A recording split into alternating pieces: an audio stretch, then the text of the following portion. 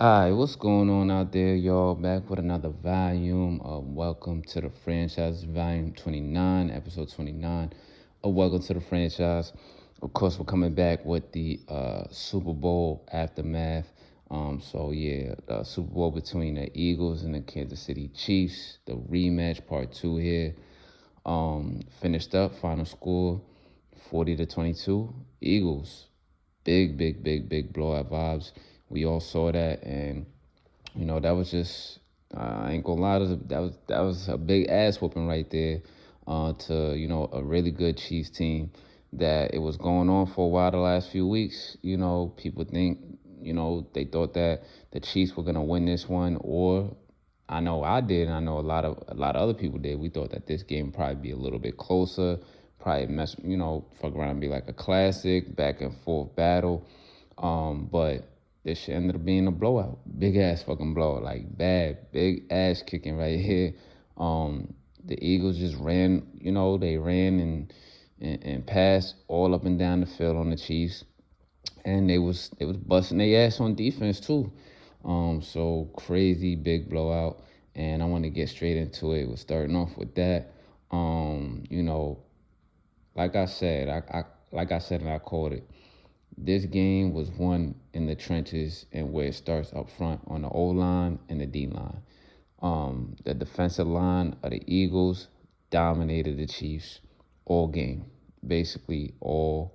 Not basically, they did. They dominated the Chiefs all game on that defensive line. Their offensive line was also really good as well. Great, great pass blocking for Jalen Hurts. It seemed like the Chiefs defense was really just keying in on one player, which is basically SAQUON. SAQUON still got some good runs in, but they were really keen on him, making some good hits on him, some good tackles and everything. So the O-line did open it up for SAQUON still against a really good defense. But the Eagles O-line, man, they gave Hurts time to throw the ball, run around a little bit, and he contributed in the run game as well.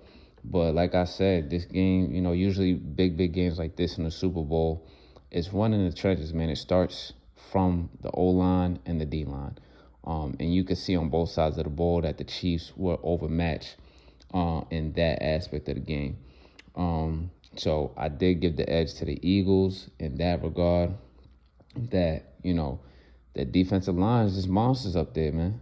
Even motherfucking, like I said, the reserves, man. All the dudes that they rotated in, they came to fucking play. They came to play in that game also. Josh Sweat came out and went crazy. I brought his name up in the last video at 2.5 sacks.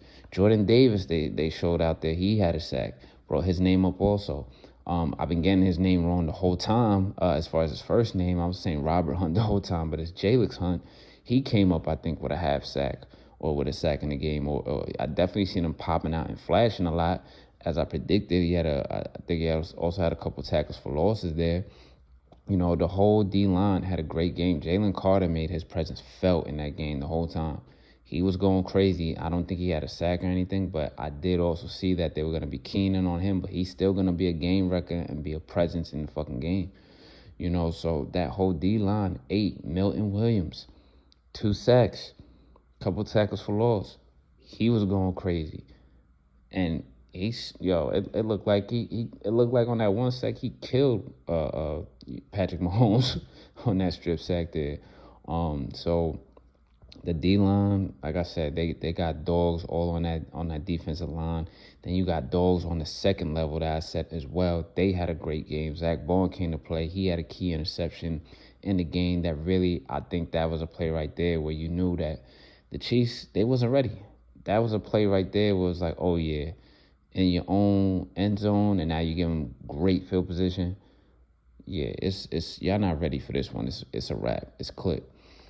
So Bourne came out. He had an interception, and I think that might have been after Cooper DeJean. And I said that also the defensive backs are gonna come to play in this game. They can match up really well with their receivers. Kenyon Mitchell is he's a great corner in the making right now. He's not great yet, but he's making his way. Slade's gonna do his thing. We know he's gonna do his thing. And then, the safeties, Chauncey Gardner-Johnson, Blankenship, they could cover their asses off, and they're ball hawking, and they make tackles. But Cooper DeJean, another rookie out there who plays all over, slot, safety, can play outside corner. He had himself a pick six to go all the way to the fucking house. So like I said, they got dogs on every single fucking level that can make plays. And they sure did that shit. They sure did that shit in the game yesterday, man. And they would clamp down, plastered on the receivers for it looked like the whole game, because especially the first two quarters, like, yo, Mahomes, I don't know, he not pulling the trigger, he not finding nobody open or anything like that. But that's what you gotta get the edge to the Eagles there, man. That defense smacked them around on all three levels. The D-line, second level, you know what I mean? They couldn't even run. That the Chiefs didn't get no run game popping like that for real. I think there was only one good run by Pacheco. Later on in the game, you had some crazy runs by Mahomes, but that was it. But that's a key factor, man. If you can't run the ball or do anything creative in the run game, it's going to be easy to figure you out, especially when they know that you're the top quarterback in the league, and they know that the top quarterback in the league is a gunslinger, so they know that. They're going to be ready for that. They could key in all over that. And, this defense smacked them up, man. I've seen some hard hits. I see some motherfuckers on the O-line getting beat bad with speed and with power and whatever else, just getting beat. And good thing about that, with the Eagles defense, for basically 85% of the game, most of the game, they were bringing just a 4-man rush. I seen a blitz maybe one or two times, but other than that, they were bringing a 4-man rush every single time. And when you have dogs like that, even your second string, you got a whole second string of 4 other guys on that D line that could all do the same fucking thing. And then you got defensive backs that could cover zone man if they got a blitz, but mainly zone and man. And you could have 2 high safeties all day against a quarterback that wants to sling it around. You could bring a 4-man rush. You ain't got a blitz. And you could, you could punch these motherfuckers in the mouth. Fuck up their whole game plan. And that's exactly what they did. With Kansas City, I don't know what the fuck the game plan was on offense. I think it looked like it was just, all we gotta do is show up. We Kansas City. That's really how they looked at first in the first quarter. It's like, all right, all we gotta do is show up. We Kansas City. We're gonna fill out and see what they do, but we're gonna run a offense that's kind of like, we know this defense is aggressive, but we're gonna try to be balanced, but I don't want to say conservative, but we're gonna try and manage the first, drive of the first few drives of the quarter, trying to figure out what they're doing. They wasn't doing nothing crazy. They were just lining up best on best and smacking y'all in the face. That was it. They didn't do anything crazy. And in the first quarter, that's what I saw the Chiefs doing. After that, it was just like, oh yeah, we just can't see we got to show up. And then after that, it's like, yo, y'all shook. Y'all are you could see it in their eyes, all that, and everybody knows in the game of football. Once you see in them first 2 quarters, if you see in them first 2 quarters, they don't want to fight back after you smack them in the mouth, or they don't got no counter, or they ain't got no other little scheme. Like, all right, bet that's the game we playing today. All right, we got something for that. Once you see a team does not have that on the field as the opponent on the other side, you got them. It's over.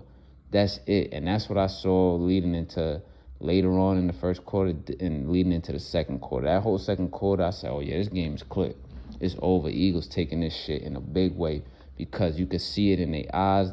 You could see it in the way they was running their offense and everything. They thought that they were just going to be the Chiefs and do what we do as the Chiefs, and we got the game plan we've been running. They didn't do anything new or try and use the Eagles' defense aggressiveness to their advantage. They didn't do none of that shit. They got their ass smacked in the face and sat down. They was like, all right, that's it. And one thing I noticed compared to the first 3 quarters to the fourth quarter with the Chiefs offense is that they weren't playing loose. They weren't in the fourth quarter. They were like, fuck it. I mean, we down now. Let's play loose and open up. They played the whole first 3 quarters like they were just trying to manage the game and just we're not going to make this into a big slugfest or a shootout. And it's like, no, fuck that. It's the Super Bowl. Go for broke, kid. Like, go for it all. And that's kind of y'all MO, been y'all MO on this run for the last few years. Y'all be the shootout team. Yo, if we got to be in a shootout, we'll be in a fucking shootout. You know what I'm saying? But y'all didn't, and y'all usually play loose and open and all of that and everything. The Eagles was doing that. They didn't give a fuck on offense and defense. But with Kansas City, they didn't start playing loose and open it up. They didn't want to start playing until the fourth quarter. Like, oh, all right, nah, you got to come out with that energy from jump.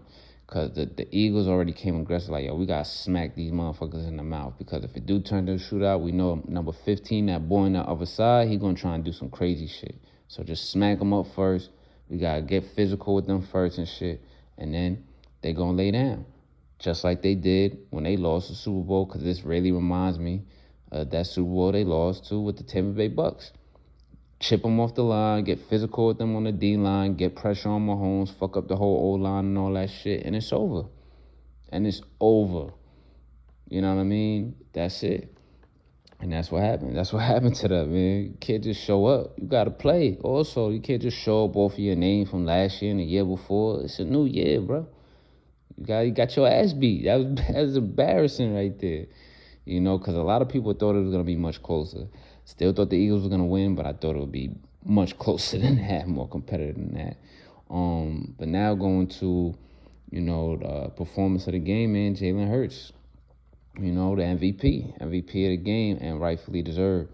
You know, like I said in a couple of videos before, I felt like this was the game that Nick Sirianni and Kellen Moore are going to sit down with Jalen Hurts and be like, yo, this is it. This is your shit. It's your shit right now. It's your show in this game. We're going to let you do your thing. We're going to open it up. You're going to throw the ball around. Of course, we're still going to keep it balanced out, get SAQUON involved, but we know they're going to key in on him. But you could run also, but you could throw the ball. Let's open it up. Let's get both our top receivers a touchdown. Let's get everyone else involved. Let's get this defense off their heels. Because everybody knows what we want to do. Everybody knows we want to run. Everybody knows we want to give it to SAQUON. Everybody knows we want to do a tush push. And I think we only seen the tush push one time all night. Once all night. So credit a bit to the Kansas City defense for keeping them in those down and distances to keep them out of the tush push. But it didn't matter because they opened up the playbook and they still kept it balanced. And they still were able to just be like, nah, Jalen, you go ahead. We putting it on you because we know you like that. We know that you could throw the ball a bit. All these other motherfuckers out here and shit that's doubting you, and all the media pundits and all these niggas saying all this shit like, oh, he can't throw this. Even me, I've been saying, I don't know, it was suspect this season. Even in years before, I was a little iffy on Jalen Hurts and everything like that. But I'm one of them people that I'm going to have my doubts and I'm going to maybe voice that and everything like that. But prove me wrong. I like that shit. Prove me wrong. I like it when a player can prove me wrong and they actually come out on the winning side and overcome all the bullshit and it's successful. That's what niggas want to see. I want to see that you could throw the ball. And because I know that he was capable. It's just that this season and everything like that, I don't know what's going on, but maybe that was their whole philosophy and their strategy the whole fucking time. You know what I'm saying? So shout out to them. Shout out to Jalen Hurts, of course, Nick Sirianni, and also Kellen Moore. And it was good to see that he was slinging the ball around. 2 big touchdowns of both his top receivers. And even motherfucking Jahan Dotson getting involved there. I think I brought his name up like, hey, you never know. He might fuck around and have a game where he had like 4 catches or 3 catches for like 70-something yards. And I got to check the stat sheet later for him, but I know he had that big play that we all thought was a touchdown, whatever. His knee was down, all that shit. But he popped out of nowhere, and he was wide open, you know, because, like I said, niggas don't have film on him like that because he was not involved in the offense basically at all this year. He was non-existent. So he was going to be one of them players to pop out there, but it's really shout out to Jalen Hurts for having the trust in him to make that throw and also being able to air it out in this game today. He aired it out, 3 big throws to three receivers. Your slot receiver that no one has film on and your 2 top receivers. You had bombs to them both. You know what I mean? So that shit was great to see. Hurts was also a factor in the ground game as well. You see him running around, break the pocket. As soon as the blitz was coming from the Chiefs defense, he just ran because he has the speed. He still got the speed to go ahead and run for a first down and make guys miss. So he was a factor in that also. Where are you gonna bring this blitz? Cool. Let's go ahead and everything. I'm gonna just go ahead and run. You're not gonna bring the blitz or whatever, then I'm gonna air it out. I'm just gonna make the right throw. I'm gonna throw a couple to Goddard or whatever. I'm gonna throw a couple to Dots and I'm gonna air it out on you with my two receivers. And they could get first downs too. It's not just a big plays for them. So I thought he played a really balanced game, really productive game, had 2 touchdowns throwing, and he had a touchdown running.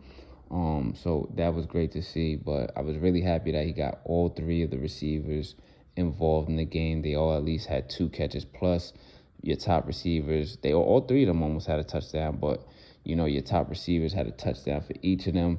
Got AJ and Brown involved in the game early, which I thought that first call was suspect. On that real quick, listen, still some suspect calls, some suspect flags in this game, some bullshit that didn't even need to be called. It's like, come on, what are we doing here? I don't like to get too much into that because we all have eyes. I see it, y'all see it, everybody sees it. It's bullshit. But these motherfuckers ain't gonna police themselves. They not gonna referee themselves and shit. So they gonna keep fucking up and doing dumb shit.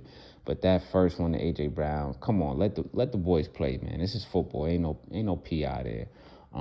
Other than that, there was some other ones. A lot of them went the Eagles' way, I felt, and everything like that. But hey, I guess KC, you get a taste of your own medicine. You know what I'm saying? I guess that's how it go.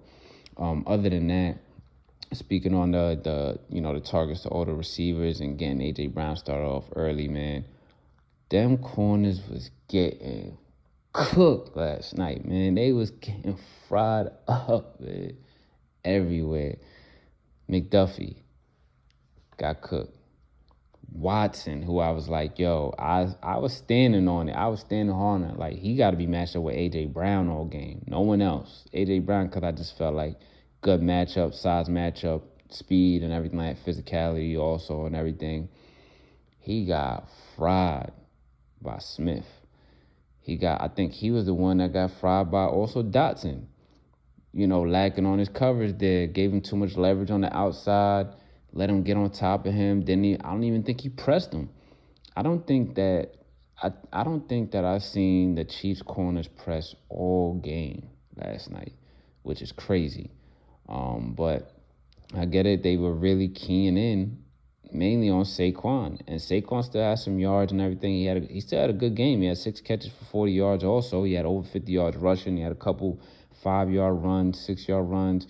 Kansas City defense did have a strategy set up that I said they need to do if they want to have a chance to win this game or stop SAQUON, which is, keep them on between 4 to 6 yard rushes. Don't let them break the big one all the time. They did that for the most part in this game. They also did that with keeping the Eagles offense in a down and distance to keep them out of the tush push. What did they do? They still went for it on 4th down and converted on pass plays and breaking the pocket and all type of shit. But them corners was getting put in the mix out there. It was just like, damn, highlight, over your head. Jalen Hurts was dropping it on their head top the whole game because them corners was getting no press, getting mixed up off the line, and getting fried, getting cooked. You know what I mean? So when you have your corners playing like that, and you're not expecting their quarterback, you're not prepared or not preparing yourself for their quarterback to throw like that and them open up the playbook like that in the biggest fucking game of the year, I got to question that. I got to question the preparation there on that one right there. But other than that, shout out to Jalen Hurts, the MVP, had a great game, proved me wrong, proved all his other doubters wrong, so you let us see that. That's a good thing.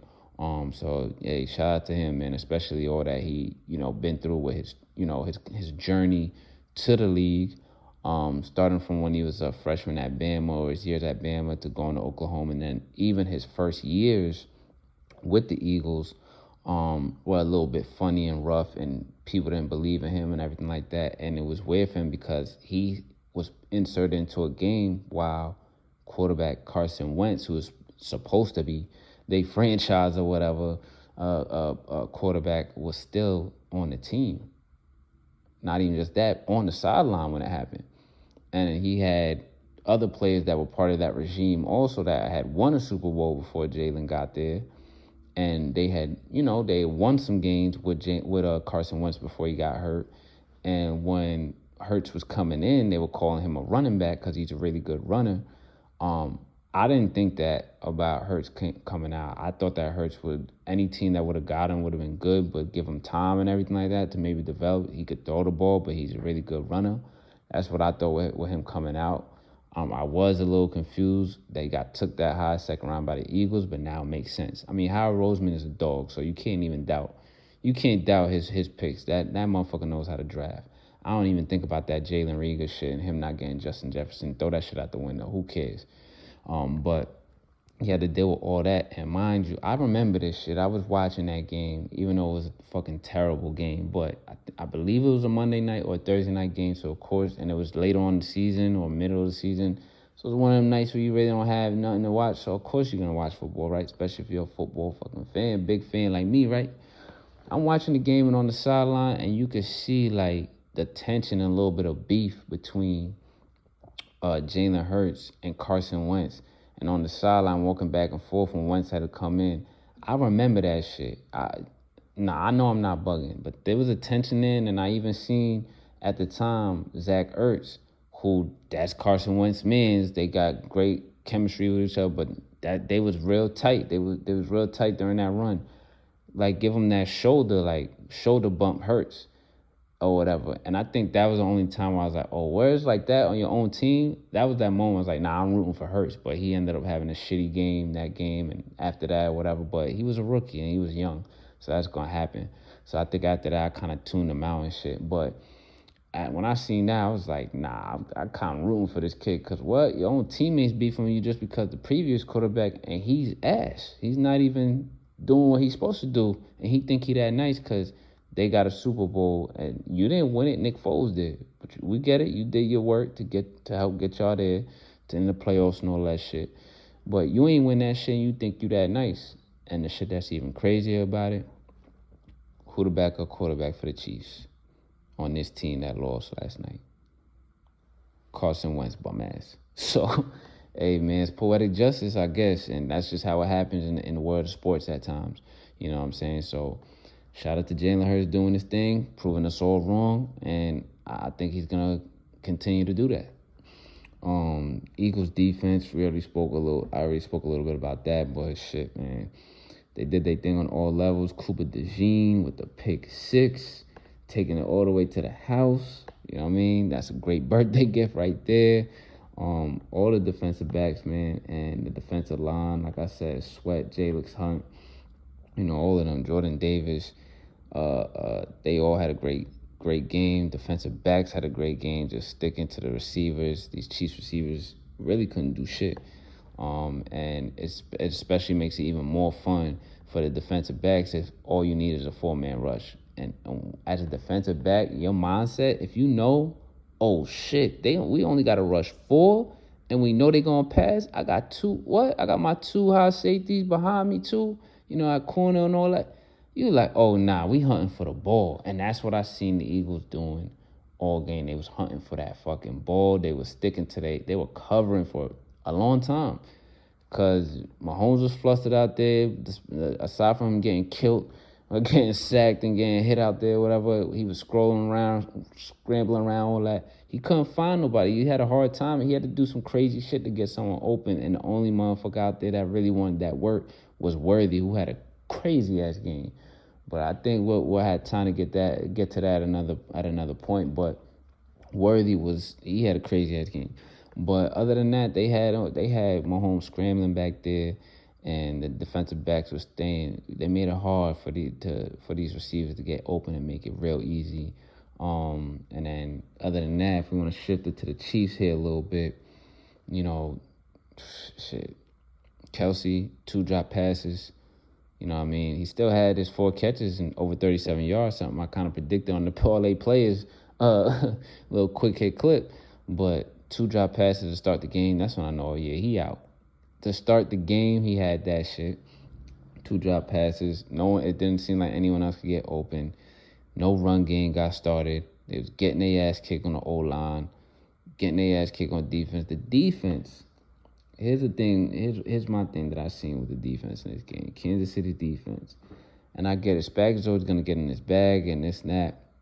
And it's kind of hard to do all the other things that you probably would do in certain moments and build up a cadence for that and a tempo for that when you're down big so early. But I just felt like they were a little bit too blitz happy in the beginning, and the defense was really, really leaky outside of containing Saquon Barkley. They played Saquon Barkley as well as anyone I've seen the whole season play him. Probably the best. Of course, in the big game, you're going to do that. But it's like they only prepared to stop him, and everybody else on the back end was not thinking about, oh, shit, this nigga Jalen Hurts could really throw the fucking ball. Because I already spoke about that, how the corners were getting cooked and fried out there and filleted and all type of shit. But, they were really leaky everywhere else. Rush lanes.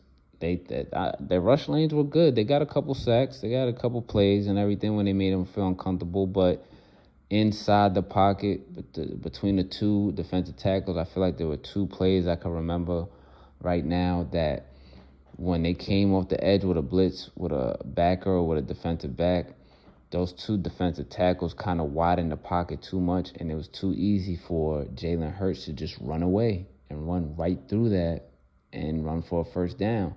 So they were really leaky there as far as on the D-line and everything. And we already know about coverage. They were really, really leaky there.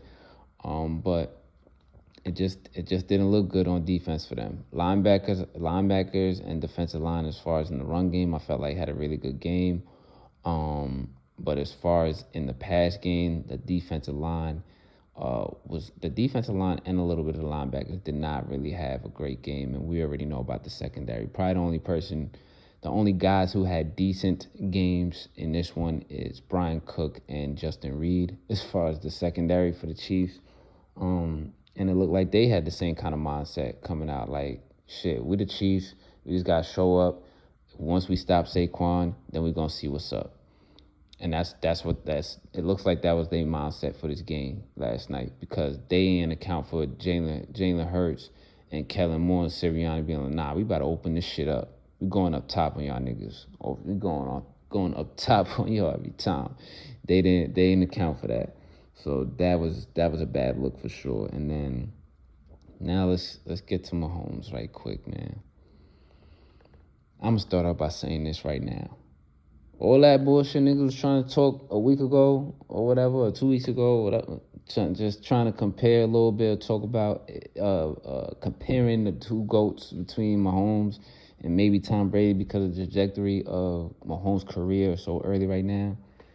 That shit is dead. Shut that shit up. Pack all that shit up. I don't never want to hear no conversations about that shit again. It's over. Because as much as I can't stand the man paying for the Patriots and all that and shit, I respect him as a great. I respect his game, all that shit.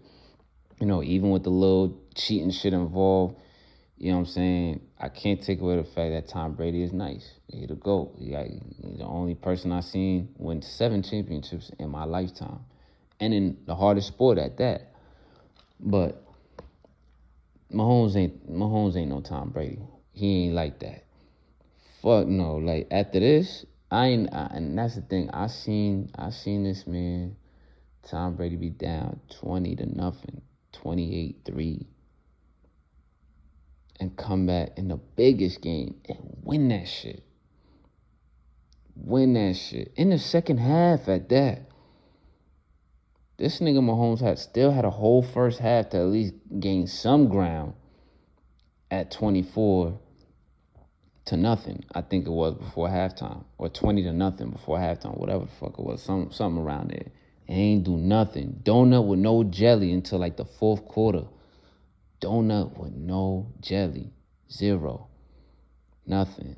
Couldn't even pass the 50-yard line for a little minute, I think they said. Throwing 2 picks, just looking disgusting out there. Just threw up on yourself, man. 2 interceptions, bro. Ugly interceptions too. Just bad. Just right to the guy. You know what I'm saying? That GOAT debate shit is over. Don't never bring that shit up again, because we going to remember this one. We going to forget it for right now, because that's how bad it was and how great the Eagles' win was. But 10 years from now and shit, when it's all said and done, even if the nigga got 6 rings, or even if he got 7, like, you ain't the GOAT, dog. You ain't better than that, man, right there, who beat you in the Super Bowl, beat you in AFC Championship games, and made a 28-3 lead in the Super Bowl disappear. While you was down by 20 points in the first half, you had more than enough time at least. Even if you would have lost by 10 at the end of it, it'd have been like, all right. And I know that the score 40-22, that we all saw. It's not, that shit is not indicative of what how the game really went down and shit. You feel me? We all know that. We all saw the game. We all got eyes here, and that shit is settled. It's settled to me. Don't bring up that GOAT debate between him and Tom Brady ever again. He's just another great quarterback that got some championships right now. He probably get a couple more.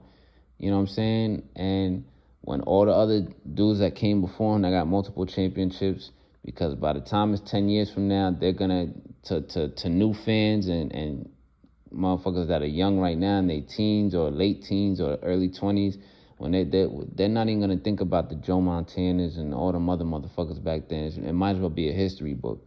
You know what I'm saying? So by that time, we'll look at like, yeah, you know, Mahomes was a great quarterback. He's one of the greats, one of the GOATs and shit. But motherfuckers is always gonna remember that Tom Brady, different. So don't never bring that shit up again, because that performance, the whole for 3 quarters, disgusting. Fuck no, that shit was pathetic, yo. You should be embarrassed. You know what I mean, as an ultimate competitor. But I'll say this though, there's no doubt about it. He'll be back, and he'll be as competitive as he is, as a competitive mindset as he has, and as great as an organization in that front office as the Chiefs are, and with the coaching they'll have around and everything like that. Still, he will be back, and he'll be back with a vengeance. And he better remember this one and hold on to this one a lot, because that was bad. He needs to hold on to both of those, this one and the one versus Tampa Bay. Because the only way you overcome some shit like this, you gotta go crazy for the next 10 years, for the rest of your career. You have to go crazy.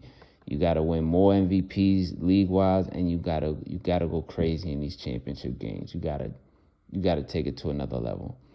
Can he do it? We will see. I don't doubt that he can. You know what I'm saying? So he'll be back, but it was just ugly, and I don't want to hear that debate never again. But for right now, it's going to wrap it up for me here with Welcome to the Franchise, Volume 29, Episode 29, with the Super Bowl aftermath. So now that football's officially over, it's sad, but now we get to dive into some draft shit. You know what I mean? See some prospects, talk about some prospects, see what teams need, what players teams should go for, what would be a good fit. And then we got NBA. This is where shit should start getting real fucking interesting now, and should be a lot more fun to watch. I mean, we're gonna have to see about this All-Star shit. All-Star shit is this weekend, right? It's coming up real fast, real soon. So we're gonna have to watch this shit and see what the fuck this shit is gonna be about. So, you know, still more things to look forward to and to tap into and talk about. That's gonna wrap it up for me though, for right now. For Welcome to the Franchise. Y'all out there, be easy.